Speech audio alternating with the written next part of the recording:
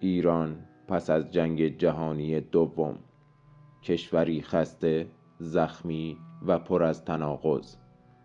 تصور کنید خیابان‌های تهران را، صف‌های بی پایان برای نان، چشمانی نگران که به آینده خیره‌اند و بازاری که گرانی در آن بیداد می کند.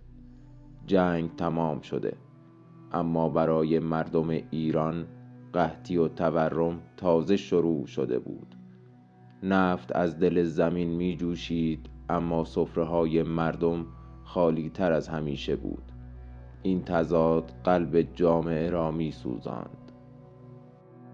در همین روزها صدایی تازه برخاست: حزب توده، حزبی که وعده عدالت، آزادی و برابری میداد.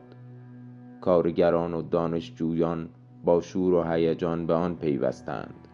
برای بسیاری این حزب نشانه امید بود، اما برای برخی دیگر خطر نفوذ شوروی در ایران. حزب توده به سرعت تبدیل به قدرتی تازه در سیاست ایران شد. اگر در آن روزگار بودید، به حزب توده اعتماد می کردید یا به سیاستمداران سنتی و دربار؟ نظرتان را همینجا بنویسید. اما در میان این کشمکش ها نامی دیگر سر برمی آورد: دکتر محمد مصدق، سیاستمداری با صدای بلند و شخصیتی کاریزماتیک. او باور داشت استقلال ایران در گرو آزادسازی نفت است، نفتی که رگ حیات بریتانیا بود، اما مردم ایران سهمی از آن نداشتند.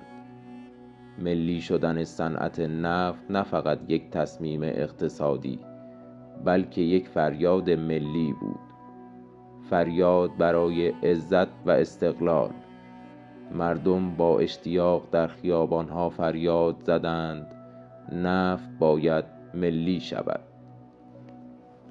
اما امپراتوری بریتانیا زخمی و تحقیر شده آرام ننشست. تحریم ها آغاز شد. شرکت های خارجی ایران را تحریم کردند و فشار اقتصادی دوباره بر دوش مردم افتاد. در همین زمان آمریکا که نگران نفوذ شوروی در ایران بود، تصمیم گرفت وارد ماجرا شود، اما نه برای حمایت از مصدق، بلکه برای کنار زدن او. تابستان 1332، روزی که همه چیز تغییر کرد.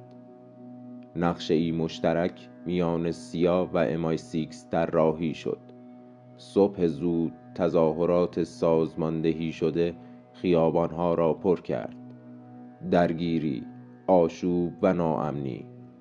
شاه که پیشتر فرار کرده بود، حالا با پشتیبانی خارجی باز می گردد. مصدق بازداشت می شود. دولت ملی سقوط می کند و ایران وارد مرحله‌ای تازه می شود. این دومین نقطه کلیدی تاریخ ماست، جایی که امیدها فرو ریخت و اعتماد مردم بار دیگر شکسته شد. پس از کودتا شاه قدرت مطلق را به دست گرفت.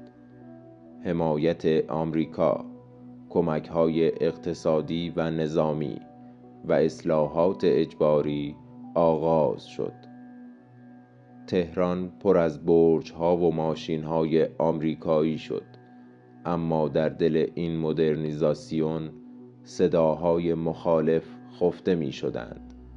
دانشجویان، جبهه ملی، روحانیون و گروه‌های چپ یکی پس از دیگری سرکوب شدند. دهه 40 و 50 ایران چهره‌ای تازه یافت. شهرها رشد کردند. سبک زندگی تغییر کرد. سینما و موسیقی غربی گسترش یافت. اما در روستاها فقر عمیق‌تر شد. فاصله طبقاتی هر روز بیشتر میشد. ایران مدرن میشد، اما نارضایتی عمومی نیز در دل جامعه می جوشید. مردم احساس می کردند پیشرفت واقعی تنها برای عده‌ای خاص امکان پذیر است. به نظر شما آیا توسعه بدون عدالت می تواند پایدار بماند؟ نظرتان را در کامنت ها بنویسید.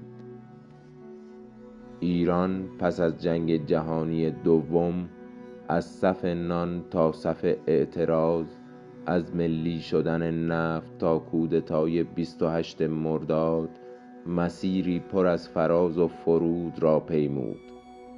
مسیری که بذر نارضایتی را در دل جامعه کاشت و سالها بعد در دهه 50 به شکلی دیگر شکوفا شد.